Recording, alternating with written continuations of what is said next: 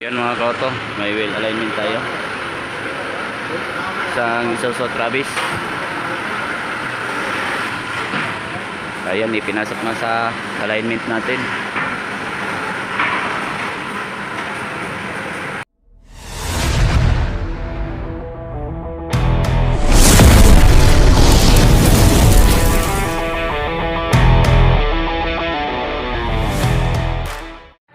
So ayan, napasok na yung Isuzu Travis. So may spec na tayo dito mga kauto. So tara, let's go.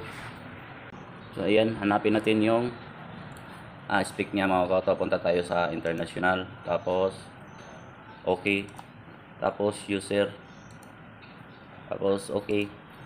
So ayan, yung spec natin na Isuzu Travis. So ayan mga kauto. So click natin yan. Tapos okay. So ayan yung spec ng Isuzu Travis.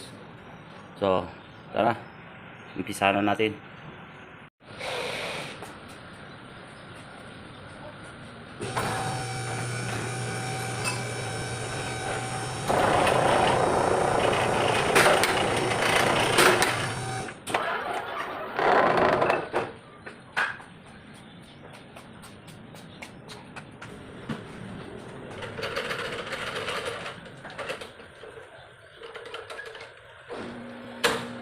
So, nilagyan natin ng window.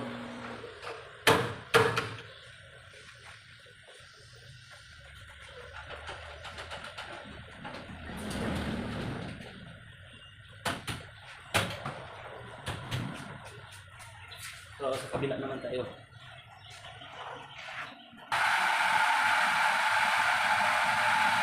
So, dito, measurement and adjustment tayo. So ayan. So mag-atras abante na tayo.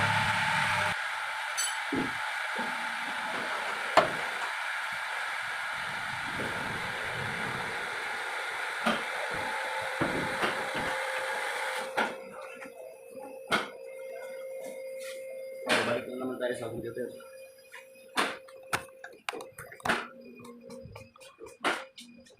So ayan. So nakikita ko green. So tingnan natin sa measure caster. So naka-center. Tapos reading tayo sa steering wheel. Let's go. So mag-steering tayo. Diyan. So tingnan nyo yung computer natin.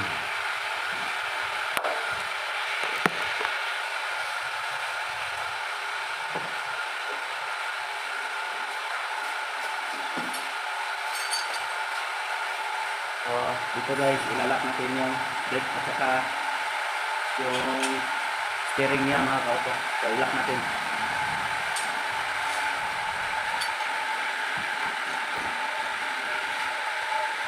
So, tingnan nyo yung steering mga kauto.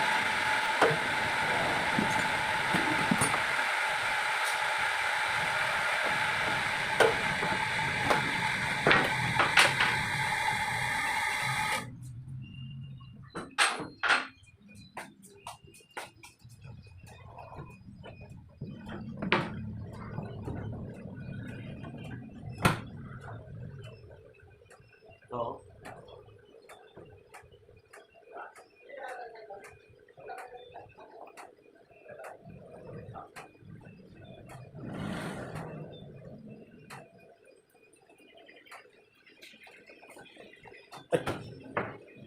Pili, kami parepes na ko ba? Isa lang. Wala man nakagdan tong isa. hindi pwede na. O dili pwede na idungan gyud. Ano na? Saan to? Dayan Isa pwede, isa dili. mao na mao ako imong pustagi ako ko mo idungan siguro na eh. Then pili kuan na ba libur lang ug kuan mo kuan sa dos, pili mas dos mong paitan. Libur na no?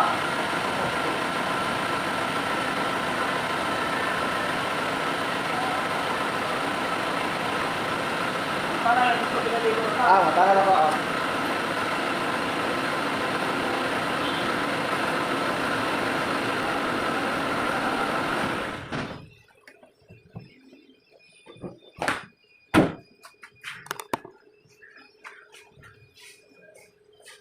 So, ayan, kung nakikita nyo, nag-measurement tayo sa steering wheel, sa left and right. So, ayan, tingnan nyo dito ang measurement natin.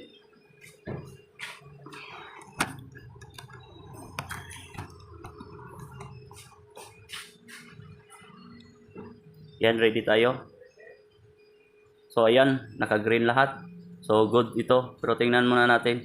Save natin. Tapos, ready. Tapos, show bar. Drop. Next. So, ayan. Ang ganda pa ng alignment natin dito mga kauto. So, na-align na natin ito last year. Pero good na good pa. So, hindi na natin gagalawin ito mga kauto. So, that's it.